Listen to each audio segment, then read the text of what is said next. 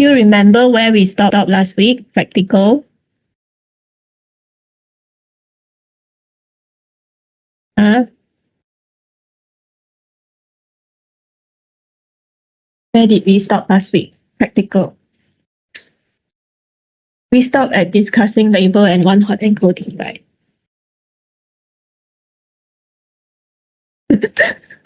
Plot. Huh? Not the plot.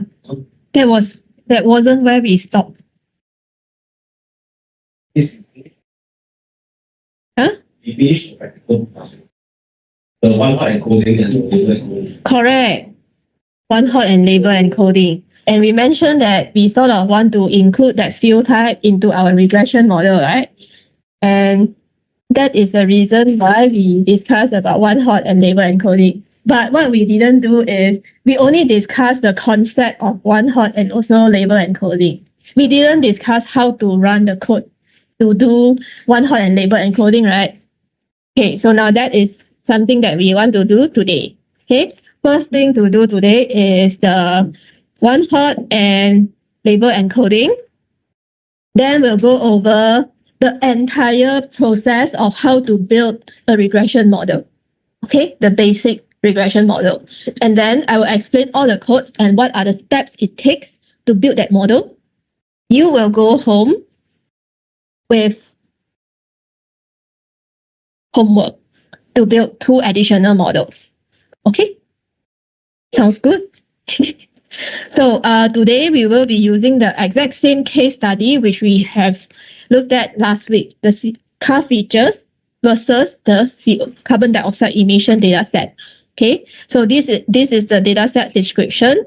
The link to the data set can be retrieved from here. You can retrieve a data set from this link. It is a CSV file. But if let's say you have already downloaded, just use the same file.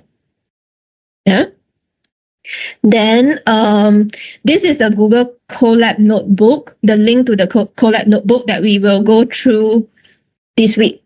Okay, so just use this link and save a copy of that code to your file. Yeah, to your drive, sorry. So, okay, let's get started. Okay, feature encoding, one-hot encoding and label encoding. So you still remember when we mentioned one-hot encoding, what we are trying to do is to turn this categorical column into 1 and 0s, right? So now in order to do that, we will need to turn the original column into the number of columns that is relevant to the total unique value that we have in that column. Okay. So say for example, now we stop at somewhere which we mentioned we want to use a field type column, right? So field type column has 4 unique value, if you still remember from our EDA. So now what we are going to do is to turn this field type column into 4 different columns. Yeah. So now what are the 4 different columns? So before we get started, you should be very familiar right now. Every time we begin something in Google Colab, we will be importing the important libraries. So the ones that we have looked at over and over again are NumPy, Pandas, Matplotlib, Seaborn, and sklearn. Okay. So then after importing all the important libraries, what we will do is to read the CSV file. So we read the CSV file and save it into a data frame. And in order to take a look at the data frame, we will just simply type df and then run the code. It will provide us with a preview of the data frame. Yeah. Okay. So now this is what we wanted to do. So now, before we go about and start encoding that categorical feature, remember that last week we only know that it has 4 values there. The highest occurring one is x. And then we see 2 values, which is x and z. We don't know the rest of the value. So now, before we encode them, we have to take a look. So how to take a look is, we will say we want the field type column from the data frame. Okay, so the field type column from the data frame then give us the value counts. It will provide us a summary of how many values are there, which is relevant to field type x, how many of them is z, how many of them is E and D. So this is what this is the 4 field types that we see in our that we should be expecting from our data set. Yeah. So now how do we go about with one-hot encoding? So in order to do one-hot encoding, it is very simple. Yeah. So how simple it is. So the logic is very it can be hard at the beginning, but you will get used to it. So now we will take the one-hot encoder function from this package called sklearn preprocessing. Once we import the function, we will put the function into a variable called one-hot encoder. So now this one-hot encoder consists of just a function. It doesn't have any data in it. Yeah. So once we put the function into a variable, then we can use this function.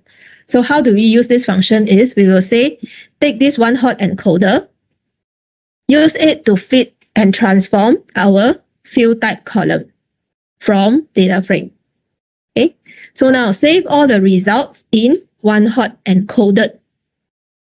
Okay, so now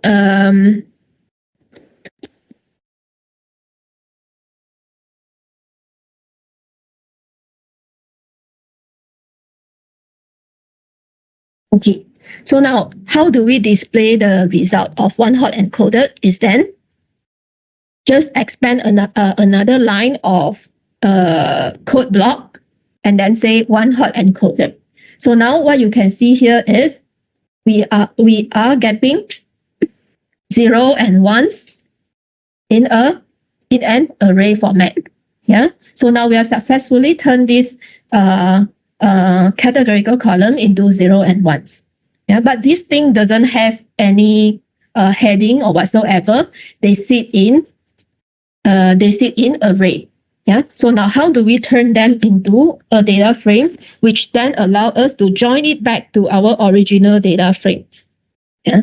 So now what we need to do is to use a concat function. So within the concat function, we will say, take the original data frame, because that's where we want to join our 4 additional column to. So then the one-hot encoded, this value 0 and 1, tie it to its original categories.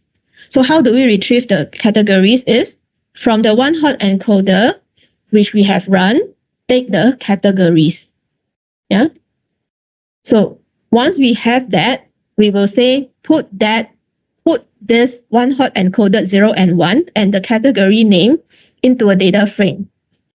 Then join this data frame to the original df and put everything into df one-hot. So now we are creating another data frame that is different from df. Yeah. So what we do now is we want to look at the original data frame called df. So let's call out the first 5 lines. So the first 5 lines of our original data frame looks like that: model year, make, model, vehicle class, engine size, cylinder. So field type was field type looks like that. And finally, the towards the end of this data frame, we end with carbon dioxide emission. Okay. So now let's take a look at one-hot encode, df one-hot. So now df one-hot, how does the first 5 lines look like? So we should be expecting everything similar to the one on top, where we see exactly the same thing. When it comes to field type, it still remains as Z. Okay. So as we scroll over towards the end, we can see that, okay, now we have 4 additional columns called D, E, X, Z. Yeah. This is something that we are expecting from one-hot encoding. Yeah. So now you want to check. So the first line here, field type says Z. And here it says that, okay, this is not D, not E, not X, it is Z, which is correct. Okay, so that's how it looks like for one-hot encoded. And that's all. We are already one-hot encode. We have already one-hot encoded the field type. Yeah.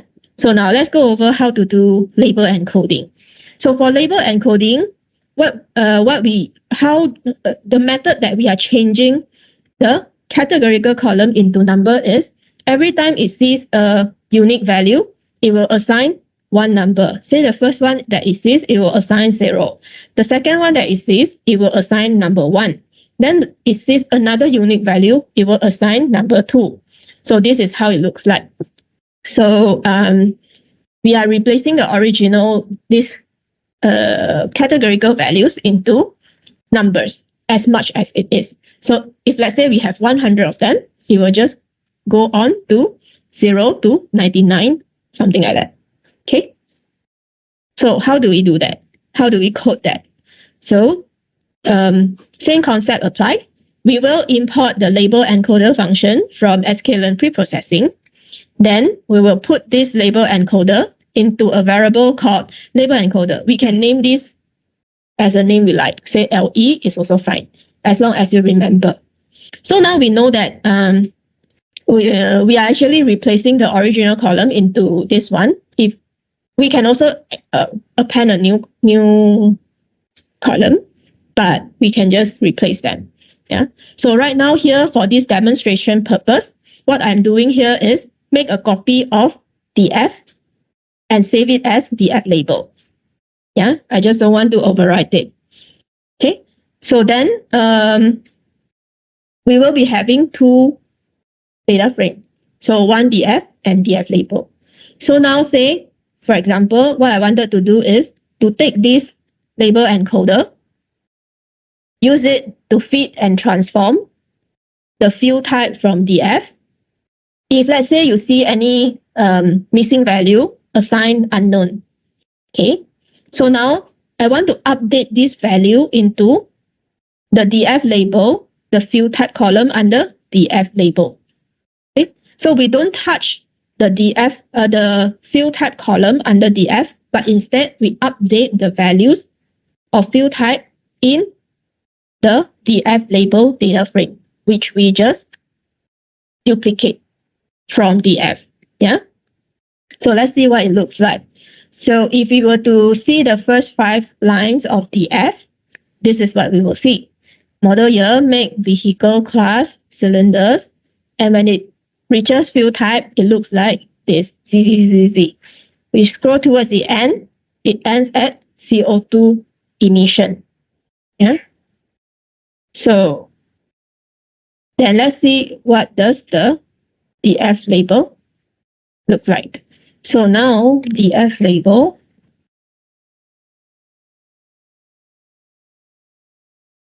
we can see that the model year, make, vehicle class, engine size, cylinder all remain. And when we reach this field type, we can see that it is updated with numbers. Yeah. So now we know that Z is encoded as 3 now. See the difference? And that's it. We have already done pre-processing on encoding the categorical variable. Any questions so far? No question. So now do you repeat the same thing, label encoding and one-hot encoding, to all the rest of the categorical variable?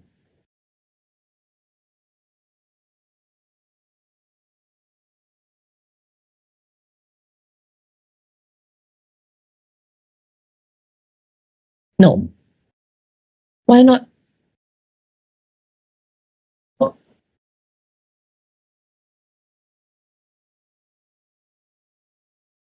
10,000 data set, you can have 10,000 different objects. If you want one and put everything in not, it's not significant. Oh. Your answer on no, do not encode is correct. But the reason should be as simple as no, because we did not mention that we want to use those columns. We only mentioned that we wanted to use field type, therefore we only encode field type. So if we do not want to include the rest of the categorical variable into our regression model, we don't have to do anything about it. Just leave that. Just leave it there. Understand? A lot of students ask me whether they should encode all the categorical feature in their assignments. Okay, I was stuck with the question because I do not understand the question itself. So we only encode all those variables which we want to use. If we do not want to use those columns, we can just leave it there. We don't have to do anything about that. Okay? Yeah. So no question. Let's move on to regression.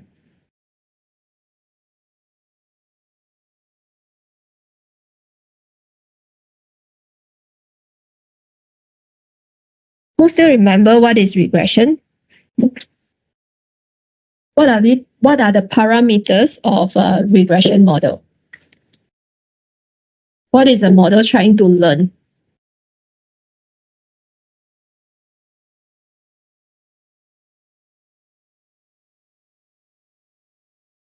Two things. Y equals to beta naught plus beta 1 x plus beta 2 x2 plus beta n xn. So what is beta naught and what is beta 1?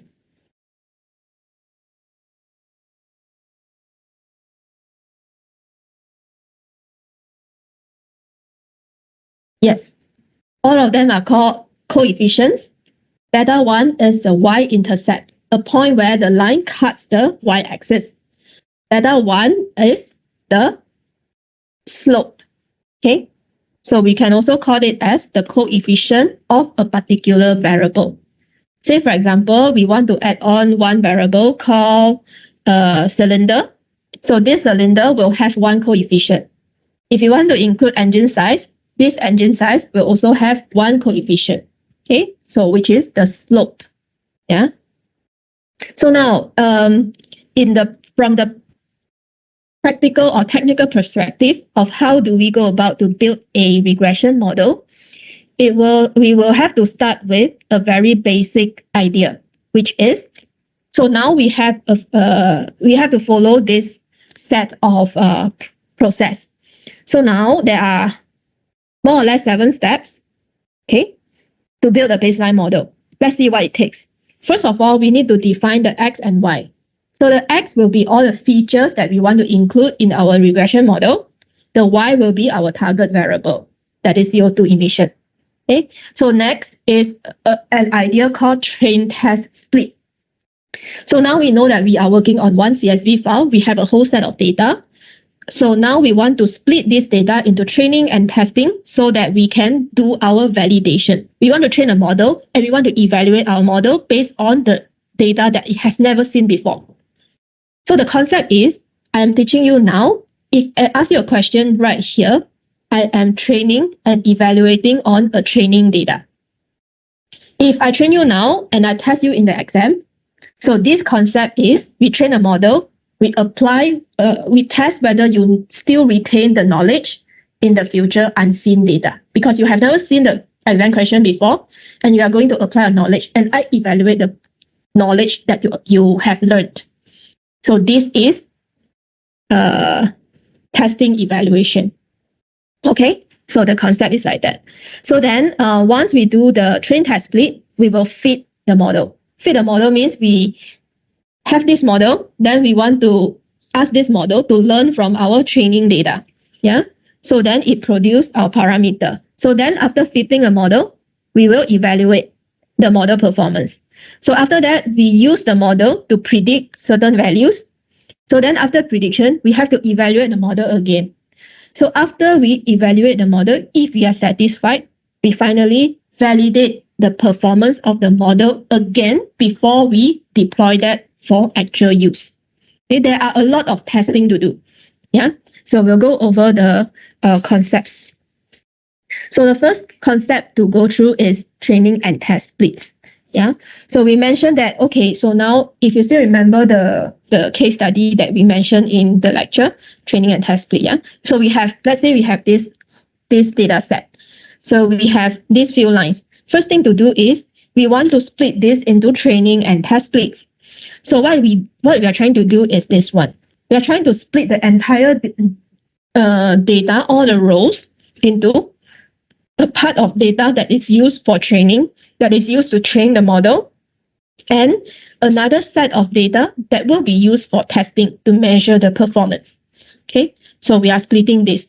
So what is the ratio that we should actually put our data into training and testing? So there are a few common split ratios, which are 70-30, 80-20, and 90-10. Yeah, it depends on how large of data do we have. So say, for example, we have a very large data set, say 10,000, we can do a 90-10 because a 10% of 10,000 data means 1,000. So that is already large enough to large enough to test our model. Say, for example, if we only have 100 lines of observation, we cannot do a if let's say we only have 1,000 lines of training data, we cannot use 90 and 10 because at the end of the day, 10% of 1,000 only gives us 100 data lines, which can be too small. Therefore, we may want to increase the test ratio to 20 so that we have at least validate this model on 200 data points. Okay, so that is the concept and idea. But the most commonly used one is 80-20. Yeah. So the training data is used to feed the model. Testing data is used to measure the performance. But we have to measure performance after feeding the data as well. Yeah. So now how do we code them out? So step one is defining the X and Y and do the train test split. So over here, what we have is this. So the first step here is defining the X and Y. So in order to define the X, we are trying to say that, hey, take the engine size, cylinders, fuel consumption, combustion from the data frame, put that into X. Then we take the carbon dioxide emissions from data frame, put it into Y. Okay, so far so good. So do you have to type all these values out? The answer is no need. We will use one line of code that say display all the columns from our data frame. So we will run the code and say we choose the one that we wanted to include, copy and paste them here. Okay. So that is on defining X and Y. So now how do we split the data into training and testing? So after splitting the training and testing, what we wanted to have is a set of feature that is used for training, a set of label that is tied to the training observations, a set of features that is used for testing, and a set of label that is tagged together with the testing data, testing features. Okay, so now they are defined as X train, Y train. So all the features should come together with the target. X test, Y test. All the features of the test data should come together with its label. Okay, so now how do we create the values into 4 of these variables? So we will be calling a function called train test split from sklearn model selection. Okay, so once we have this function, we will take this function and define some parameters in this function. And what do we need within here is the X, the Y, the X and the Y, the feature and also the label. Then the next argument here is the split ratio. So now here we say test size equals to 0.2, means we are doing a 80-20 split. Yeah. So the last one here, random state. What is this about? This is a value that standardizes which sample should this program take every time. Okay. So now say, for example, in a case where we don't specify the random state, what will happen is that every time, say, for example, the first time we run this code may take the first 3 lines and put into train. The 4th line put into test. First time. So second time we rerun the code, it may take different lines. For example, line 2, 3, 4 put into train, line 1 put into test. Okay, so every time the model will have a slight variation because it sees a different set of data for training. So what this random state do is if we do random state of 42, the next time we rerun the code with the random state 42, it will sample the exact same lines into train and exact same line into test. Okay, so this is just a way of standardizing it. So this value can be any value that you like.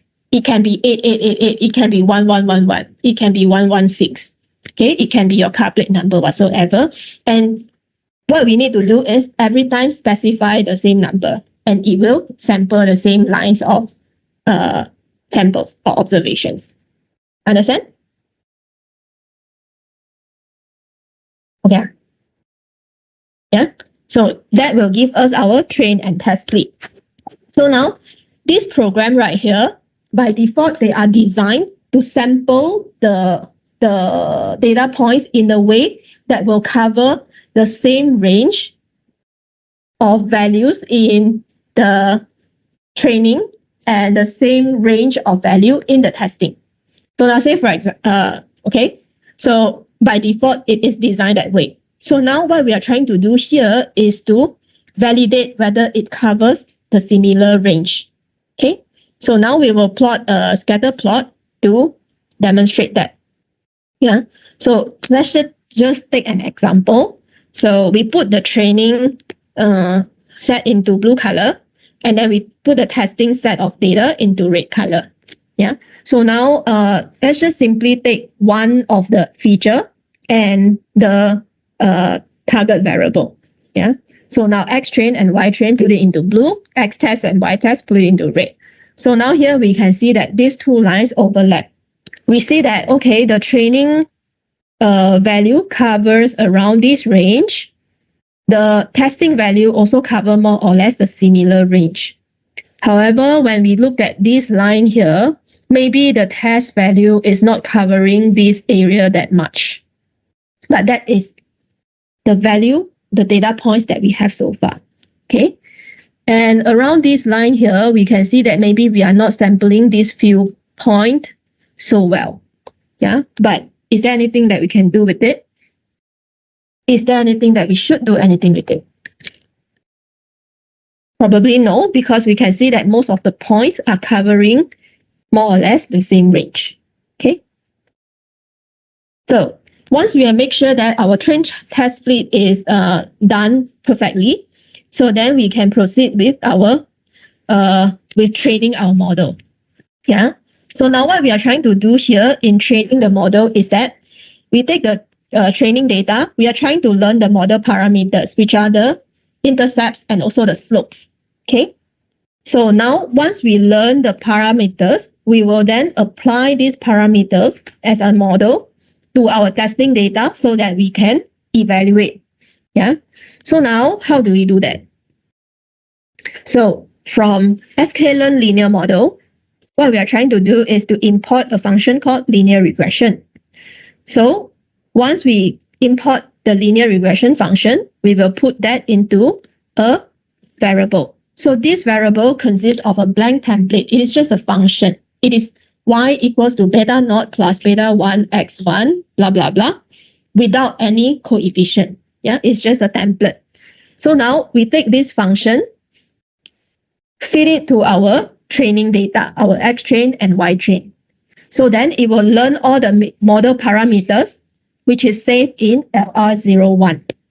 Yeah, so this LR01 is our model. Once we have our model, we will take this model, use it to predict. So first time, we will predict it on our training data set, on the training feature. Then the second time, we will apply the model to predict the testing feature. Okay, so it will produce us two sets of predicted value. One, which is based on the data that it has been trained on. One set, which is based on the testing data, the data that this model have not seen before. So ideally, what we are expecting is if we have trained the model using the training data and use the model to predict the value based on the training feature, we should achieve 100% accuracy. Because I teach you, and then you should give me exactly the same thing, right? But let's see how it goes. Yeah. But before we come to evaluate the model, there are just a few things that we need to cover. So now we want to know what is the value of our y-intercept, what is the coefficient for all the features. Okay. So how do we do that? So in order to call the coefficient, we will need to call it using coef. Yeah. So we call the coef from LR01, which is our model 1. Okay. So that's our coefficient. As I mentioned, all the feature should have its own coefficient. Therefore, we have to tie it together with the x. X is our feature. Okay. Then we put it into a data frame and we display them. Next, what we wanted to call out is the intercept. Yeah. So now, what is the intercept? Where should this intercept come from? It should be coming from LR01. So then, once we have that, we will print that out. So this is the output. So the output says that engine size, the coefficient is 11.2. Cylinders, the coefficient is 7.15. Fuel consumption, the coefficient is 9.5. And the y-intercept is 67.34. So how do we put this together to build our model? So with this output over here, we should be able to produce and write our model in this format. So say we know our intercept here, y should be equals to the intercept 67.35 plus 11.2 times engine size plus 7.15 times cylinder plus 9.5 times fuel consumption. Okay, so this will be the model that gives us the prediction of CO2 emission. Okay, so now say for example, we have a car that has 2 engines, 4 cylinders, fuel consumption say give out 100. Oh no, maybe 10 units. So now we will be able to predict the carbon dioxide emission from this vehicle, right? Say for example, somebody decided to modify the car. The whole car will remain the same thing, except this person want to increase the engine size to 4 engines. So then, are we able to estimate the number of CO2 that this person is trying to impose? Can, right? So everything will remain the same, except we use engine size of 4 to predict the CO2 emission. Okay, got the idea? So if you are asked to write the model of the model of a certain task, this will be how it looks like. It's not just x and y. We are replacing the x and y with the actual features and the actual coefficients. Okay. So now we have our model already. We have to evaluate them. So the evaluation steps, there are several steps, right? So we will evaluate it on the training, which we are expecting 100. Then we will evaluate it against the testing data set. Yeah. So in order to evaluate it against the training data, testing data set, we will have to do prediction. Okay. So we have already covered how to do prediction, where we will use this model, predict. Yeah. So let's see how to evaluate the performance. We now know that this is our predicted value. We want to compare it against our actual values. Yeah. So now what are the matrices that we should use to evaluate the regression model?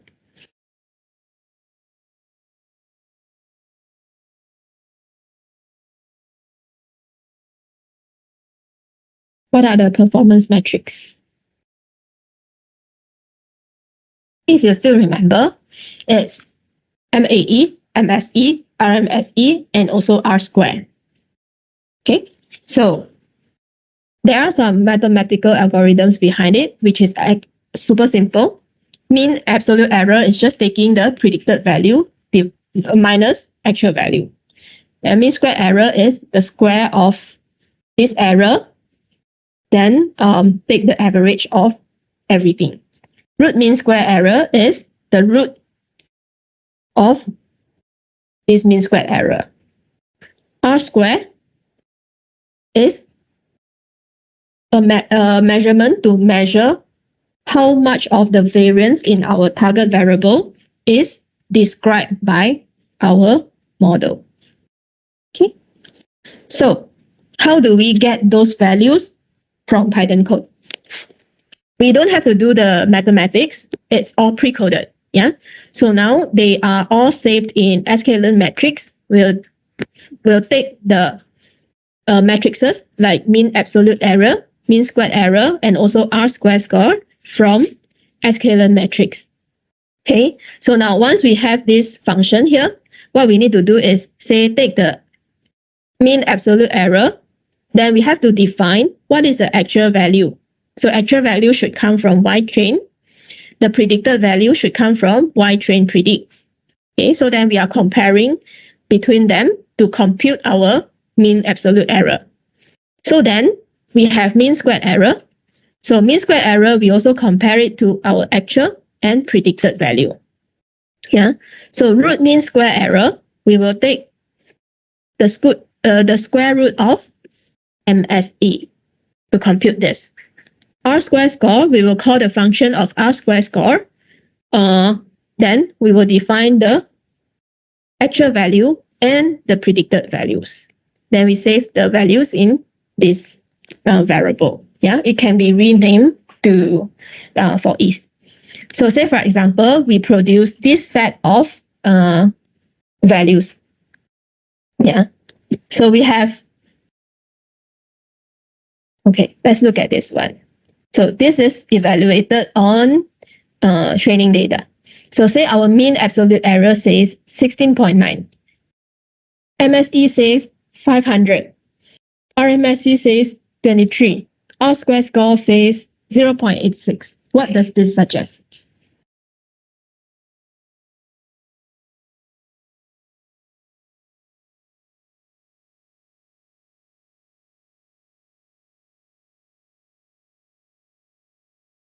How good is your model?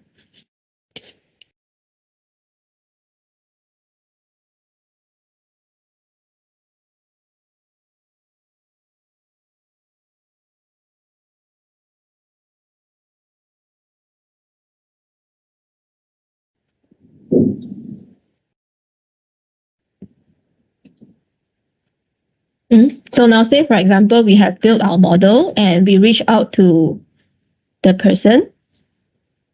And then we are trying to explain how good our model is. So where should we start? So now we first tell them that, okay, our model is, it's this one. This is our model. Then what else do we describe? So now we start with R square score. So R square of 0.86 tells us that the accuracy of this prediction is about 86%. Okay, it describes about 86% of the variance based on the feature that we input into this model. Okay, we have 3 features right now, and it gives us 86% only, even though we have evaluated against the training one. Supposedly, we should be getting 100%, but we are getting 86%. Okay, this is common. So next thing is the person may be wondering what does this 86% mean, right? It doesn't mean anything to us, but to them, but it may mean a lot on the person who built the model, because what we are trying to do here is to try to increase the R square score. Okay, so then the next thing that we want to think about is what evaluation matrix or what error matrix may be more helpful for the end user. So now say, for example, you predicted a value of 100. Say by any sense, you tell them that the predicted value is 100. If you see a MAE of 16, What does it mean is you can explain to the person. If let's say it gives you an output of 100, maybe you can expect a range of 84 to 116, because that is the mean absolute error of your predicted value. Okay, so then the person know what to expect and how can the person adjust accordingly. Okay, understand? That's how it's being used. Any questions so far? No, huh? All good? Yay. Happy. So now you will do the same thing on the testing data set. Yeah, to get a sense of what each set of data give you the R-square score and also the MAE, MSE. They should be very close. Yeah. So in the case where your R-square score is 100%, but the R-square score for training is only 80%, then you know something is wrong with your model. Because when the training accuracy is higher than your testing accuracy, it means you are overtraining your model.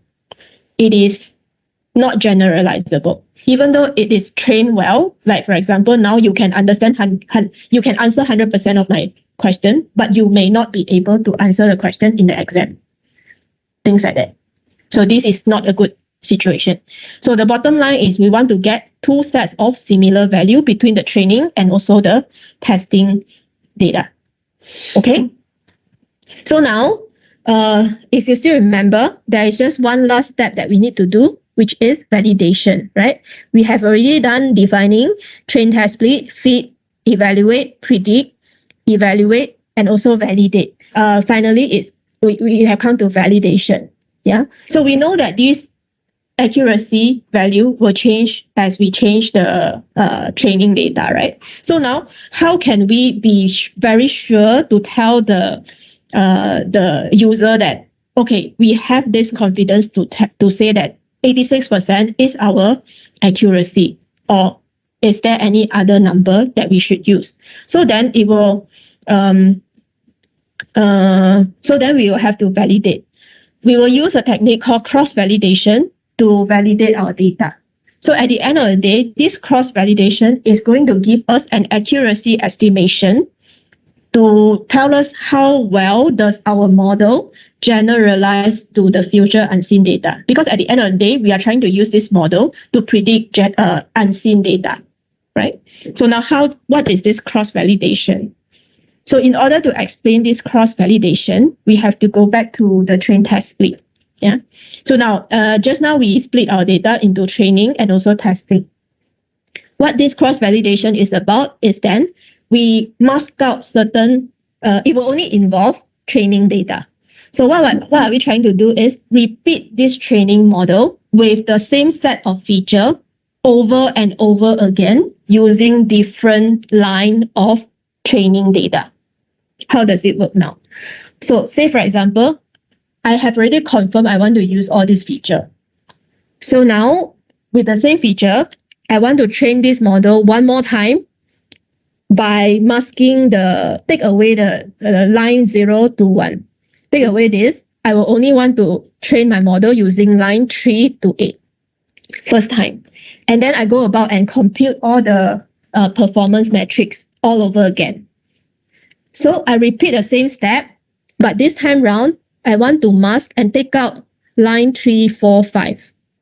So then I will only want to train my model using 0, 1, 2, and 6, 7, 8. But at the same time, I will validate the model performance using the mask data. Okay, so and then it will produce another set of matrices, performance metrics. So then I repeat another time. So what I wanted to use is then mask out the 6, 7, 8. I want to use only the rest of the lines for training the model. Yeah. And also to validate it using 6, 7, 8. So what happens here is we are including different sets of features to build the model. It will give us roughly similar weightage in terms of how the model will look like, but they will have slight variance. Say, for example, maybe 67 will be, one model will say 65, one model will say 70, things like that. It won't run too far. Yeah, but the bottom line is based on all of these changes, small changes, using the same set of data, how much variance is it giving us? Yeah. So at the end of the day, this K4 cross-validation, how many times we repeat this process will tell us what is the fold. If you repeat 3 times, we are doing a 3-fold cross-validation. As you do your literature review, you may always come across this value called 10-fold cross-validation. If they are using 10-fold cross-validation, you should be very confident with the accuracy that they report. If they don't, you know that you are probably not so sure. Okay, so 10-fold cross-validation means they did 10 times of training with the same set of training data, masking different lines and validate it. Okay. So now, how do we code that out? Yeah. So how do we code that out is very simple again. So now we will take a function called kfold. Then from sklearn model selection. So once we have this kfold, we will have to define some parameter. So we say that we want to shuffle the data or shuffle the data before sampling. Then we say random value again here so that it takes the same set of value. N splits here will define the K. If we say N splits equal to 5, that means we are doing 5-fold cross-validation. If we want to do 10-fold cross-validation, we should use N splits equals to 10. So now this will go into a variable called KF. So once we have the KF, we will use the KF to split the data according to the length of X train. Yeah. So at the end of the day, after this split, we will be producing again 4 variables, which is very similar: X train, Y train, X validation, Y validation. Yeah. So now we are putting this KF function into a for loop because it will keep repeating for 5 times. Yeah, for the N that we define. So now once we split the data, what we are going to do is to take the model here and fit to our X and Y. Okay, so now we get our parameter model here. So once we get a model, we will use the model to do prediction on the validation data set. And we get the predicted value. So once we get that predicted value, we can then compare this predicted value to the actual value to compute the R-square score. This is the R-square score for the first time of training. Yeah. So then every time we loop this, we run this process, we will append the R-square score on the empty list that we predefined. So it should give us an output of 5 values if we say KF equals to 5. So this is the expected output here. So initially we mentioned that our accuracy is 86%. So now let's see what happens when we change a different set of data to train the model and what is the accuracy looks like. So the first time we run the data set using another sample data, we see that the R square is 84.8. The next time we see is 86.8. The next time we see this, 84.1. Next time we see this, 85.1.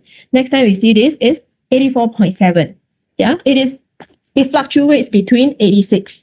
So at the end of the day, we are trying to get the average from all these K4 cross-validated models and say that, okay, we have validated this model and it is probably going to give us about 85% accuracy in the future when we deploy this model to do any prediction. Understand? Okay, so this is K4 cross-validation. Yeah, and that is all we want to cover today. That is the whole entire process of building the most basic regression model. There are more to learn about regression, where we want to learn about how to introduce nonlinearity into it. We want to learn about how to regularize it so that it becomes more generalizable. Yeah, that will come later.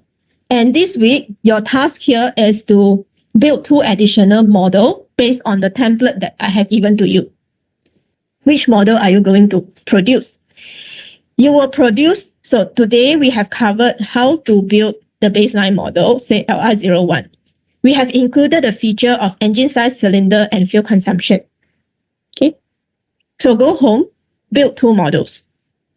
For the first model that you build, include the same 3 feature, but add on type fuel type X, fuel type Z, fuel type E, and fuel type E as the feature. So altogether, you will have 7 features to predict the Y value in this model. And then for another model that we built, maintain the same 3 feature, but add on the label and coded fuel type. And quantify the MSE, MAE, MSE, RMSE, R square of the training and also testing. We'll discuss that next week. Okay? Okay? And you know how to do that, right? We have already done the encoding in the first part of this session. Yeah? Okay? Try, yeah? We shall dismiss the class and I'll see you tomorrow.